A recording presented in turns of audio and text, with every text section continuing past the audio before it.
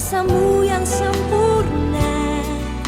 Ketika ku percaya mujizat itu nyata, bukan karena kekuatan, namun Roh-Mu yang...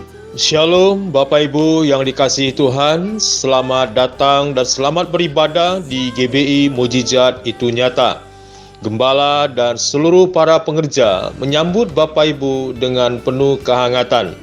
Dan biarlah kiranya ibadah hari ini membawa berkat dan sukacita bagi kita semuanya. Selamat beribadah, Tuhan Yesus memberkati. Matius 18 ayat 19-20 berkata, "Dan lagi aku berkata kepadamu, jika dua orang daripadamu di dunia ini sepakat meminta apapun juga, permintaan mereka itu akan dikabulkan oleh Bapakku di surga. Sebab di mana 2 atau 3 orang berkumpul dalam namaku, di situ aku ada di tengah-tengah mereka." Bagi Bapak Ibu yang membutuhkan dukungan doa serta membutuhkan pelayanan konseling, dapat menghubungi dengan teks ke nomor berikut: 0813 7685 0788. Persembahkanlah korban yang benar dan percayalah kepada Tuhan. Bagian dari ibadah kita adalah membawa finansial kita kepada Tuhan sebagai ucapan syukur atas pemeliharaan dan kasih setia Tuhan kepada kita. Persembahan dapat dilakukan secara online melalui nomor BCA 3491343387 atas nama Wiwi Chandra. Deklarasi iman dalam lindungan Allah. Orang yang duduk dalam lindungan yang maha tinggi dan bermalam dalam naungan yang maha kuasa akan berkata kepada Tuhan, "Tempat perlindunganku dan kubu pertahananku, Allahku yang kupercayai. Sungguh dialah yang akan melepaskan engkau dari jerat penangkap burung, dari penyakit sampar yang busuk. Dengan kepaknya ia akan menudungi engkau, di bawah sayapnya engkau akan berlindung, kesetiaannya ialah perisai dan pagar tembok. Engkau tak usah takut terhadap kedahsyatan malam, terhadap panah yang terbang di waktu siang, terhadap penyakit sampar yang berjalan di dalam gelap, terhadap penyakit menular yang mengamuk di waktu petang. Walau 1000 orang rebah di sisimu dan 10.000 di sebelah kananmu, tetapi itu tidak akan menimpamu. Engkau hanya menontonnya dengan matamu sendiri dan melihat pembalasan terhadap orang-orang fasik. Sebab Tuhan ialah tempat perlindunganmu, yang maha tinggi telah kau buat tempat perteduhanmu. Malapetaka tidak akan menimpa kamu, dan tulah tidak akan mendekat kepada kemahmu. Sebab malaikat-malaikatnya akan diperintahkannya kepadamu untuk menjaga engkau di segala jalanmu. Mereka akan menatang engkau di atas tangannya, supaya kakimu jangan terantuk pada batu. Singa dan ular tedung akan kau langkahi, engkau akan menginjak anak singa dan ular naga. Sungguh hatinya melekat kepadaku, maka aku akan meluputkannya, aku akan membentenginya sebab ia mengenal namaku. Bila ia berseru kepadaku, aku akan menjawab, aku akan menyertai dia dalam kesesakan, aku akan meluputkannya dan memuliakannya. Dengan panjang umur akan kukenyangkan dia, dan akan kuperlihatkan kepadanya keselamatan daripadaku. Amin.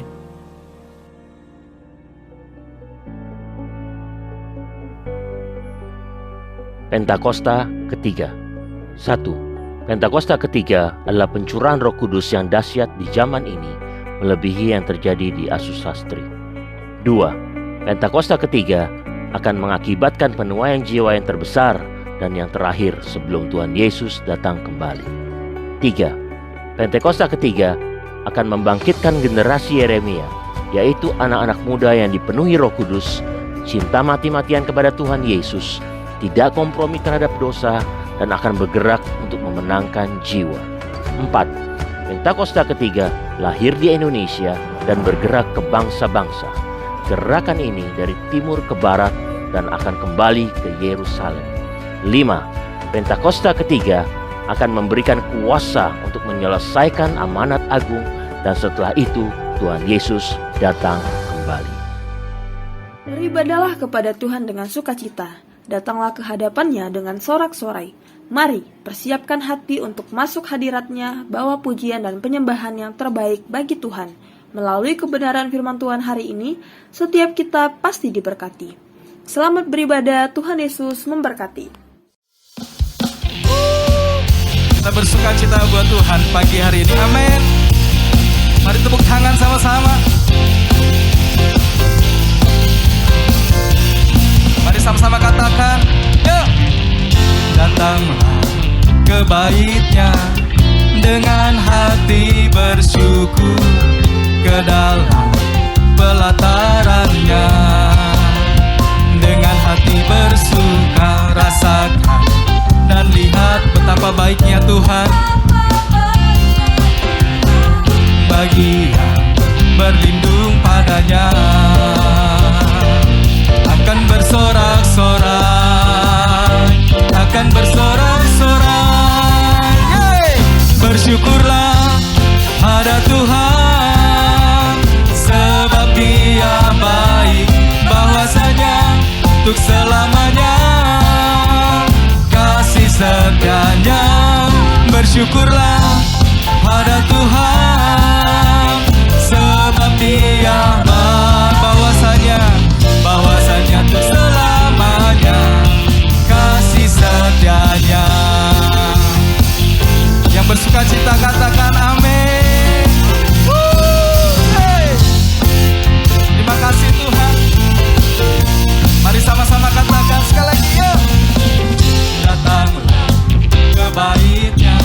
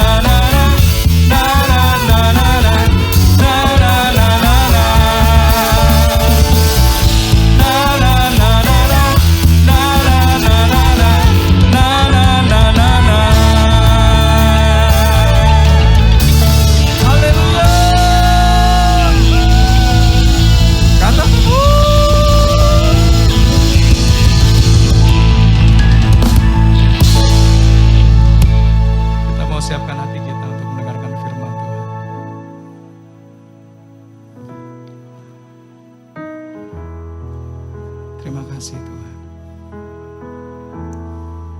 Kami tahu Engkau Bapa yang baik buat setiap kami Tuhan. Terima kasih Tuhan, terima kasih. Terima kasih Roh Kudus, terima kasih. Kau baik, Kau baik.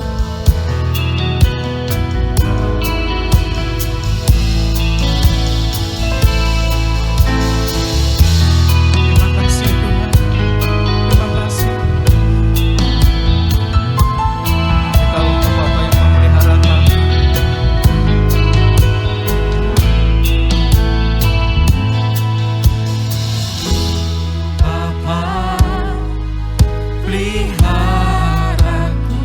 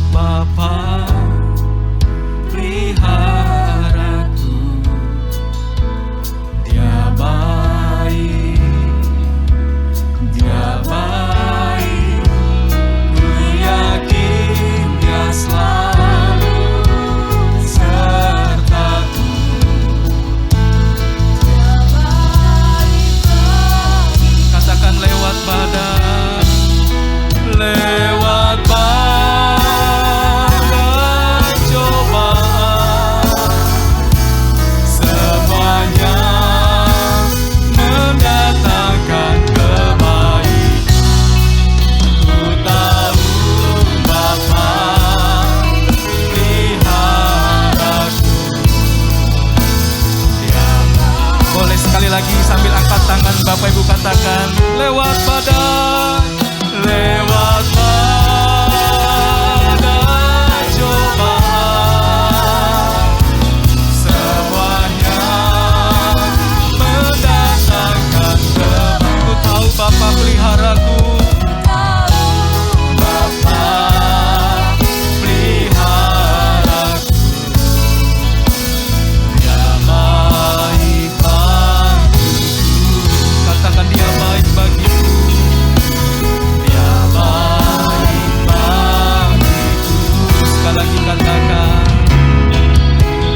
Dia baik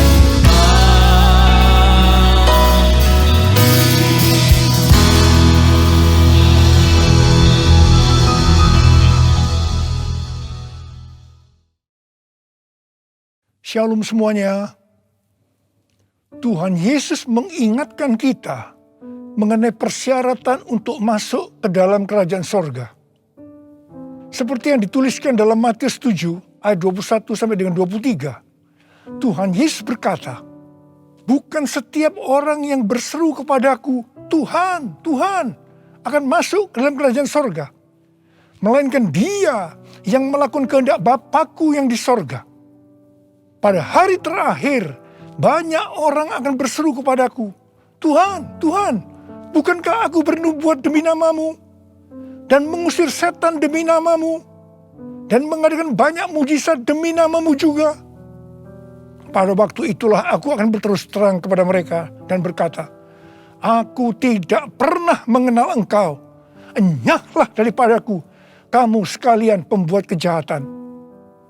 Di sini Tuhan Yesus dengan tegas mengajarkan bahwa melakukan kehendak Bapa yang di sorga merupakan suatu syarat untuk masuk ke dalam kerajaan sorga. Perlu diingat, hal ini tidak berarti bahwa kita dapat memperoleh keselamatan dengan usaha sendiri atau dengan kekuatan sendiri. Sesuai dengan Efesus 2 ayat 8 sampai dengan 10 yang berkata, sebab karena kasih karunia kamu diselamatkan oleh iman. Itu bukan hasil usahamu, tetapi pemberian Allah. Karena kita ini buatan Allah. Kita mampu melakukan kehendak Tuhan dan menjalankan hidup benar oleh karena kasih karunia yang kita responi dengan iman. Tuhan senantiasa menyediakan kemampuan untuk menaati Dia. Karena itu, kita yang hidupnya intim dengan Tuhan, oleh karena kasih karunia, kita akan mampu melakukan kehendak Bapa di sorga. Katakan amin. Tuhan Yesus mengingatkan bahwa pada hari-hari terakhir akan ada banyak orang. Sekali lagi saya katakan, akan ada banyak orang di dalam gereja yang melayani dan percaya bahwa mereka adalah hamba-hamba Tuhan. Tetapi justru Tuhan Yesus tidak pernah mengenal mereka. Kita diingatkan agar jangan sampai hal ini terjadi kepada kita. Kita harus sungguh-sungguh taat kepada kebenaran firman Tuhan. Dan tidak menganggap keberhasilan dalam pelayanan sebagai standar untuk menilai hubungan mereka atau keuntiman dengan Tuhan. Ketika orang-orang itu berkata, Tuhan, bukankah kami bernubuat, mengusir setan, mengadakan banyak mujizat demi namamu? Di situ Tuhan Yesus akan berkata, aku tidak pernah mengenal kamu. Enyahlah daripadaku, kamu sekalian pembuat kejahatan. Di sini Alkitab mengajarkan kepada kita bahwa khotbah yang berapi-api, bersemangat, membuat mujizat bisa berasal dari iblis. Rasul Paulus mengingatkan bahwa iblis pun menyamar sebagai malaikat terang. Jadi jangan heran kalau pelayan-pelayan iblis menyamar sebagai pelayan-pelayan Tuhan. Paulus menerangkan bahwa apa yang tampaknya seperti urapan yang penuh kuasa, ternyata dapat merupakan pekerjaan iblis. Kadang-kadang kita bertanya, mengapa pengkhotbah yang tidak benar bisa memberikan dampak yang luar biasa kepada seseorang yang sungguh-sungguh mengejar kebenaran Tuhan? Memang kadang-kadang Tuhan izinkan hal-hal seperti itu terjadi. Tetapi pengertiannya adalah Tuhan tidak mendukung sang pengkhotbah yang tidak benar.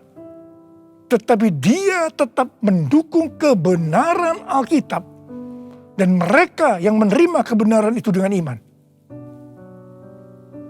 Tuhan pernah berkata tentang Daud dalam Kisah Para Rasul 13 ayat 22. Aku telah mendapatkan Daud bin Isai, seorang yang berkenan di hatiku dan yang melakukan segala kehendakku. Jadi Tuhan berkenan kepada Daud karena Daud melakukan kehendaknya. Kehendak Tuhan yang mana?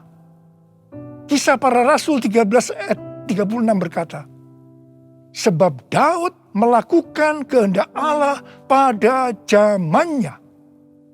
Jadi di sini dijelaskan, Daud tidak melakukan kehendak Allah pada zaman orang lain, tetapi pada zamannya, apa yang Allah kehendaki pada waktu itu. Saya pribadi merindukan untuk mendengarkan Tuhan berkata kepada saya, aku telah menemukan Niko bin Nyotoro Harjo, orang yang berkenan di hatiku dan melakukan kehendak Tuhan pada zaman ini. Apakah saudara juga merindukan hal yang seperti itu? Ku mau hidup seturut kehendak Tuhan.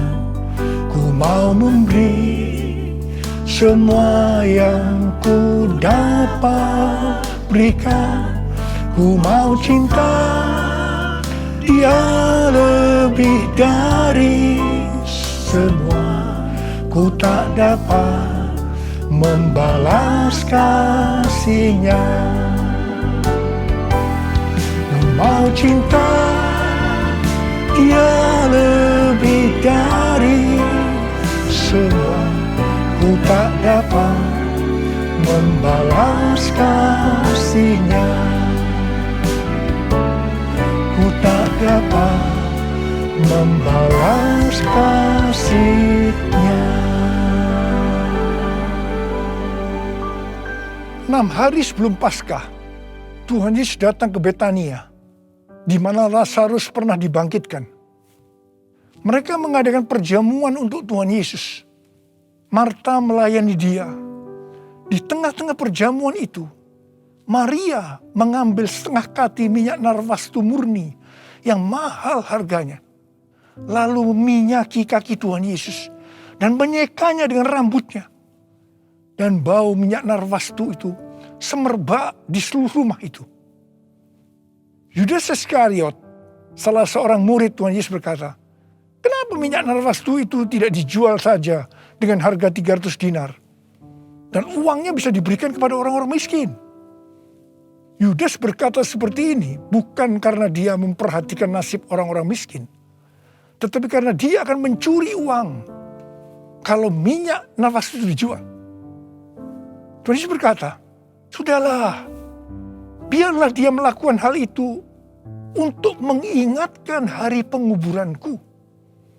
Karena orang-orang miskin selalu ada padamu, tetapi aku tidak akan selalu ada padamu.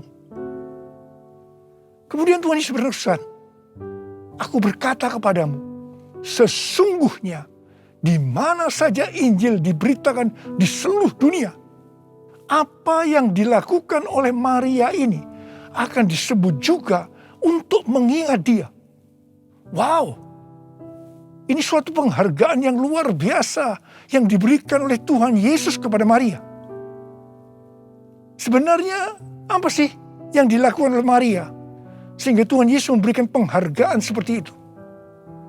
Yang dilakukan oleh Maria dengan mengurapi Tuhan Yesus dengan minyak narwastu itu adalah menjawab kebutuhan Tuhan Yesus pada waktu itu. Maria sebenarnya melakukan kehendak Tuhan Yesus pada waktu itu. Tuhan Yesus tahu bahwa sebentar lagi dia akan mati dengan mengalami penderitaan yang luar biasa. Ingat saudara, bahwa Tuhan Yesus selain 100% Allah, dia juga 100% manusia seperti kita semua. Dalam keadaannya seperti itu, dia butuh ada orang yang menguatkan, menghibur dia. Dan Maria menjawab apa yang Tuhan Yesus butuhkan. Maria melakukan kehendak Tuhan Yesus pada waktu itu. Tuhan Yesus berkata bahwa apa yang dilakukan oleh Maria dengan mencurahkan minyak narwastu itu ke kaki Tuhan Yesus dan menyeka dengan rambutnya adalah persiapan untuk hari penguburannya.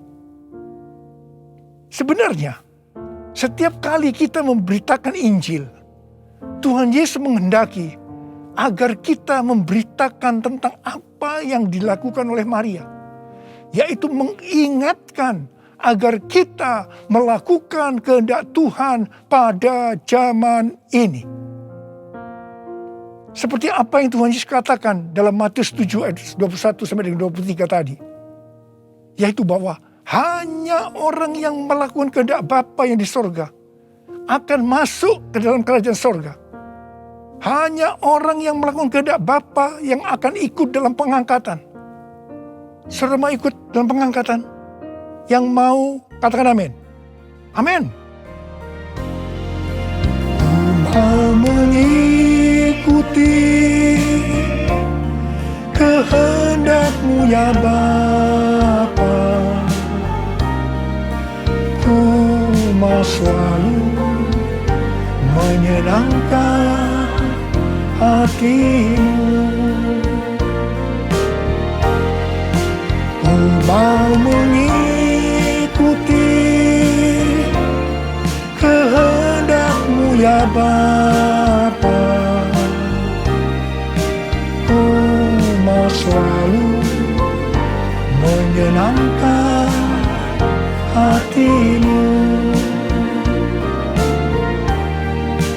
Ku mau selalu menyenangkan hati-Mu.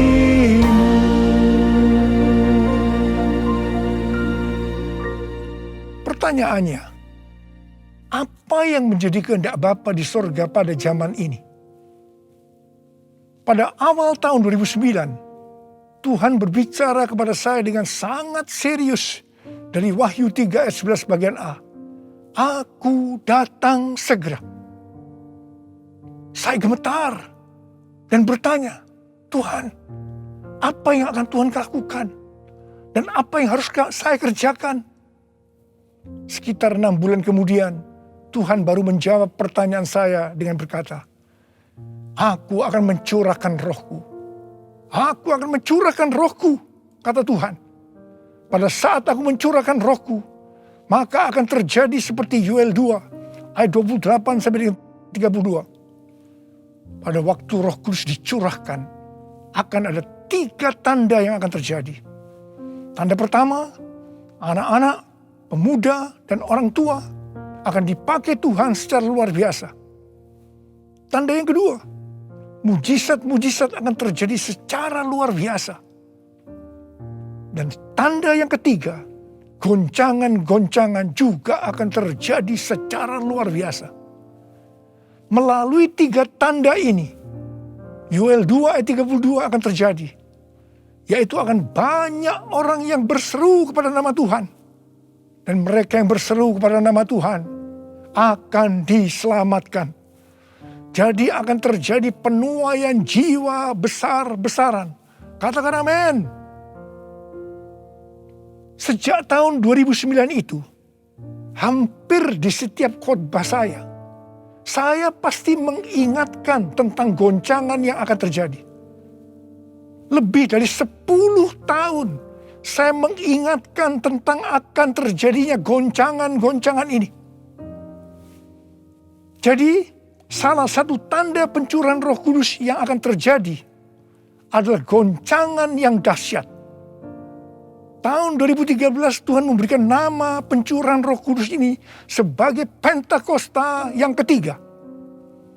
Dan goncangan yang dahsyat yang Tuhan maksudkan ternyata adalah pandemi COVID-19 yang saat ini sedang melanda di seluruh dunia. Jadi pandemi COVID-19 ini adalah salah satu tanda bahwa Pentakosta yang ketiga sedang dicurahkan. Pentakosta ketiga akan membangkitkan penuaian jiwa yang terbesar dan yang terakhir sebelum Tuhan Yesus datang kembali. Pentakosta ketiga akan membangkitkan generasi Yeremia, yaitu anak-anak muda yang dipenuhi Roh Kudus, cinta mati-matian kepada Tuhan Yesus, tidak kompromi terhadap dosa, dan akan bergerak untuk memenangkan jiwa. Gerakan yang akan terjadi akan dimotori oleh generasi Yeremia ini. Pentakosta ketiga akan memberikan kuasa untuk menyelesaikan amanat agung. Dan setelah itu Tuhan Yesus datang kembali. Hari-hari ini Tuhan menghendaki agar yang pertama, kita berseru dalam doa supaya Pentakosta yang ketiga ini digenapi. Yang kedua, kita diminta untuk berdoa dengan bertalu-talu supaya pandemi ini segera berakhir. Kita boleh berdoa supaya terjadi seperti pandemi tahun 1918 yang disebutkan sebagai flu Spanyol, di mana pada puncak gelombang kedua, di mana virus sedang menyerang dengan dahsyatnya, tiba-tiba berhenti karena virusnya hilang entah kemana. Kita juga harus berdoa untuk pemerintah Indonesia dan pemerintahan semua negara supaya diberikan hikmat untuk mengatasi pandemi ini. Dengarlah doaku, ya Tuhan, doaku, biar semua suku bangsa datang menyembahmu. Yesus, Yesus, mulia namamu. Yesus, Yesus, mulia namamu. Mulia namamu.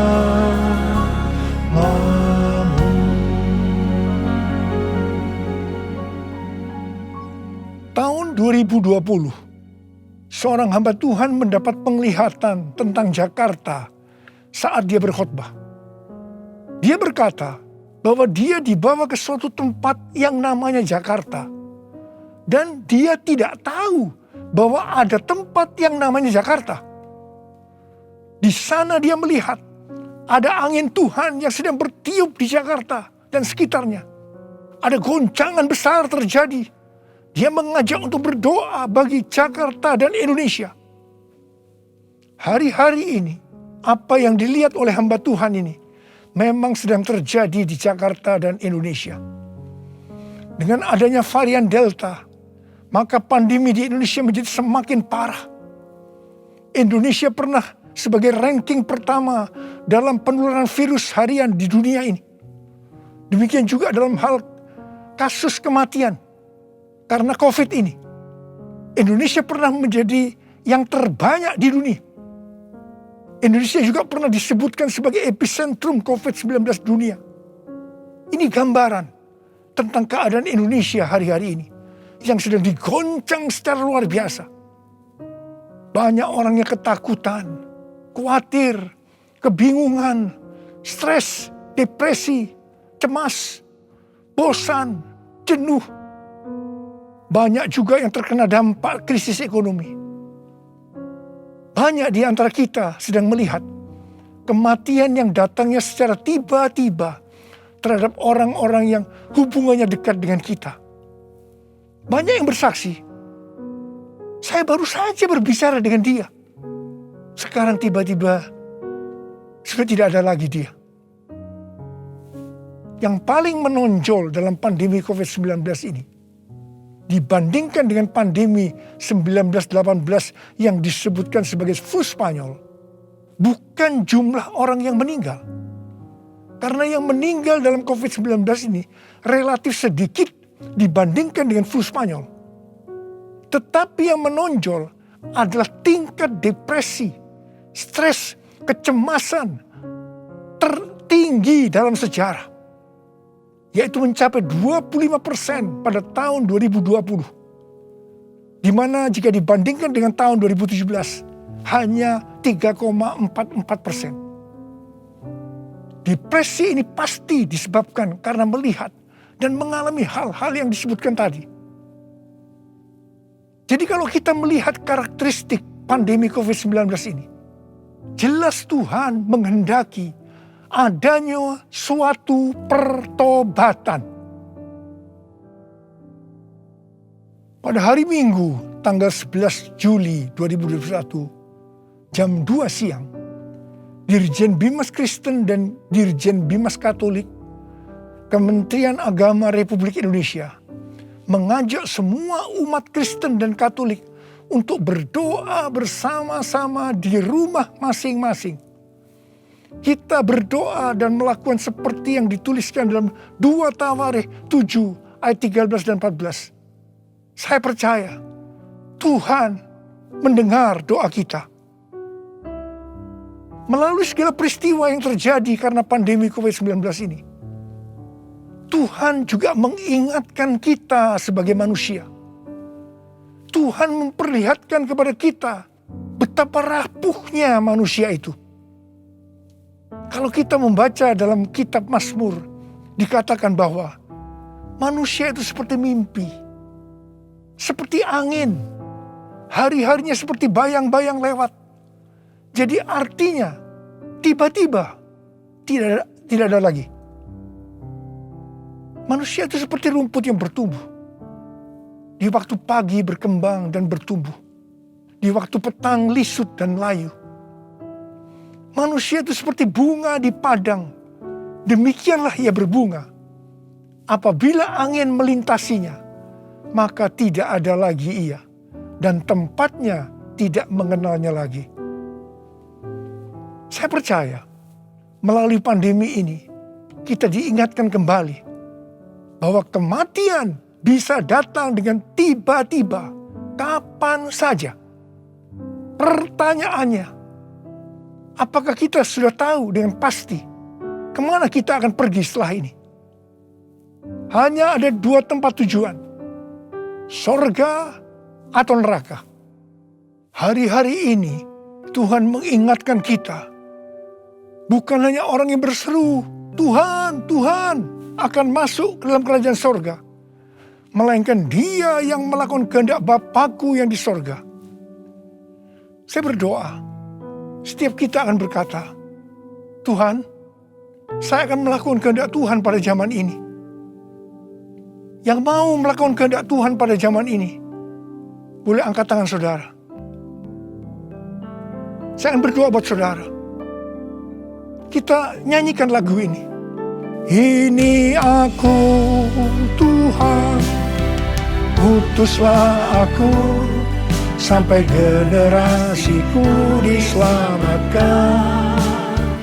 Ini aku Tuhan, utuslah aku, sampai generasiku diselamatkan. Ini aku Tuhan, ini aku Tuhan, utuslah aku, sampai generasiku diselamatkan. Ini aku Tuhan, utuslah aku, sampai generasiku diselamatkan. Sampai generasiku diselamatkan. Sampai generasiku diselamatkan. Mari kita berbahasa roh. Uriala basyara kana masakara bayana. Uriala bala bala bala bala bala bala bala bala bala bala bala. Uriala bala bala bala bala bala bala bala bala bala. Ora la la la la la bara bara bara bara. Ora la la la bara bara. Engkau melihat anak-anakmu sudah mengangkat tangan di hadapanmu. Mereka berjanji, mereka akan melakukan kehendak Tuhan pada zaman ini. Berkati mereka, berikan mereka kekuatan ya Tuhan. Berikan mereka kekuatan. Oh, rabala bala bala bala bala bala. Hamba berdoa mereka yang sekarang terpapar dengan COVID-19. sembuh dalam nama Yesus, sembuh dalam nama Yesus, sembuh dalam nama Yesus. Mungkin ada di antara mereka yang kena dampak dari krisis ekonomi. Hamba-Mu percaya Tuhan, Engkau akan memberikan mereka kecukupan, malah berkelimpahan dalam hal yang baik. Terima. Tuhan, kasihani anak-anak-Mu. Kasihani anak-anak-Mu ini Tuhan, kasihani Indonesia Tuhan. Hamba berdoa buat pemerintah Indonesia ya Tuhan. Kasihani, berikan hikmat pada mereka untuk mengatasi pandemi COVID-19 ini ya Tuhan. Terima kasih. Kasihani Indonesia, kasihani anak-anak-Mu semua. Tuhan, terima kasih. Dalam nama Yesus. Amin. Mari saudara-saudara, kita akan masuk dalam perjamuan kudus. Kita akan mengingat ayat ini. Sebab setiap kali kamu makan roti ini dan minum cawan ini, kamu memberitakan kematian Tuhan sampai Ia datang. Perjamuan kudus adalah perjamuan Tuhan Yesus sendiri. Setiap kali kita masuk dalam perjamuan kudus, Tuhan Yesus selalu berkata, biarlah ini menjadi peringatan akan aku. Biarlah ini menjadi peringatan akan aku. Karena itu mari, arahkan hati kita kepada kebaikan Tuhan. Kita akan mengingat kebaikan Tuhan. Mari tundukkan kepala. Bapa, siapakah kami sebelum kami mengenal Engkau? Kami semua orang berdosa. Upah dosa adalah maut, mati. Tempatnya di neraka. Tapi Engkau yang tidak berdosa telah dijadikan dosa oleh karena kami. Engkau harus turun dari sorga mulia, menjelma menjadi manusia, mati ganti kami dengan penderitaan yang luar biasa. Sungguh kalau kami pikirkan ya Tuhan, betapa baiknya Engkau itu. Betapa baiknya Engkau itu ya Aba. Engkau jadikan sebagai anak-anak-Mu. Engkau tuntun, Engkau bela, Engkau berkati, Engkau lindungi, Engkau sembuhkan kami. Engkau juga hajar kami kalau kami berbuat salah padamu. Tuhan, terima kasih. Itu Engkau ya Aba. Itu Engkau ya Aba. Betapa baiknya Engkau itu. Saudara, Tuhan akan memberkati saudara melalui perjamuan kudus.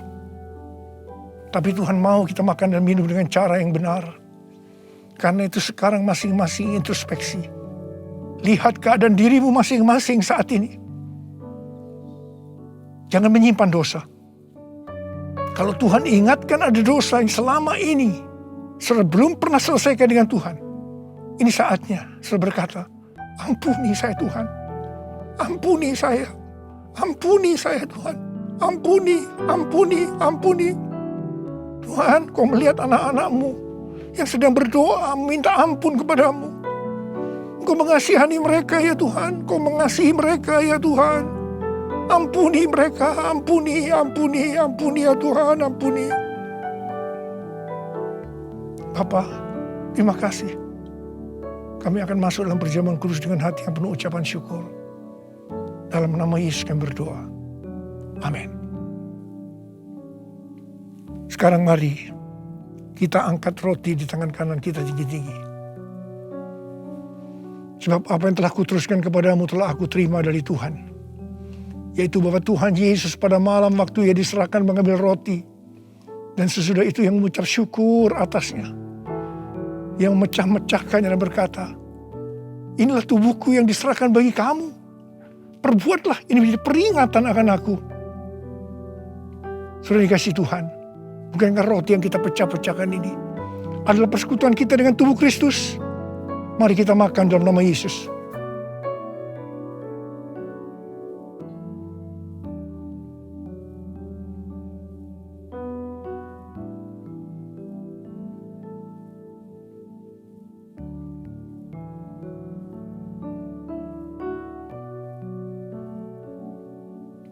Mari angkat cawan di tangan kanan kita tinggi-tinggi. Demikian juga Ia mengambil cawan sesudah makan lalu berkata, cawan ini adalah perjanjian baru yang dimeteraikan oleh darahku. Perbuatlah ini setiap kali kamu meminumnya menjadi peringatan akan aku. Sudah dikasih Tuhan, bukan kacauan pengucapan syukur.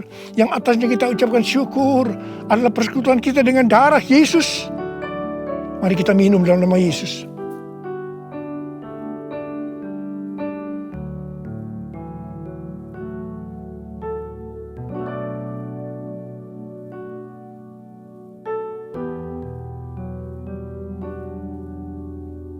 Mari sekarang ucapkan syukur dan terima kasih.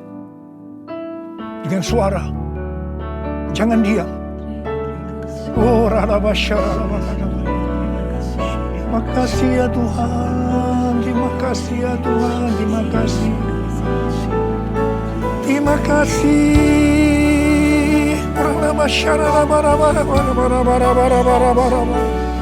Ya Tuhan, ya Tuhan, ya Tuhan, ya Tuhan. Oh, ya la la la la la la la la la.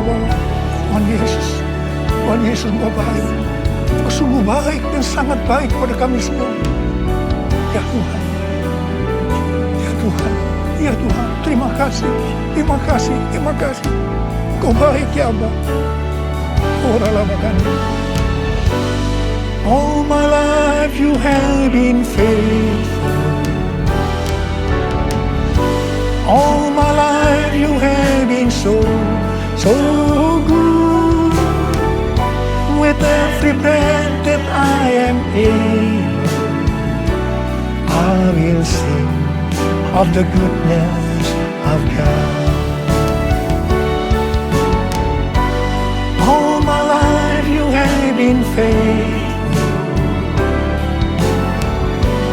All my life you have been so good. With every breath that I am able, I will sing of the goodness of God. I will sing of the goodness of God. I will sing of the goodness of God.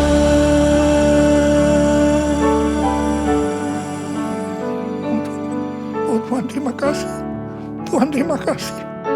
Tuhan, terima kasih. Kau baik kepada kami semua. Tuhan, terima kasih. Kau baik kepada Indonesia ya Tuhan. Tuhan, terima kasih. Kau baik kepada gerejamu. Oh Tuhan Yesus. Terima kasih. Terima kasih. Terima kasih. Dalam nama Yesus. Amin.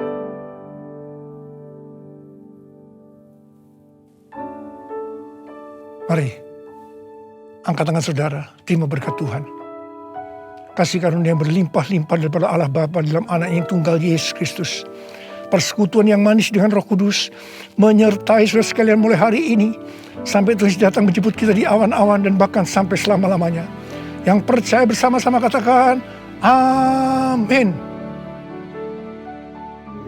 Kami mengucapkan terima kasih kepada Bapak Ibu yang telah setia mengikuti ibadah. Selamat hari Minggu, Tuhan Yesus memberkati. Kami mengundang saudara untuk kembali beribadah minggu depan 22 Agustus 2021. Ibadah Raya Minggu tersedia melalui online di Facebook GBI Mukjizat Itu Nyata Medan.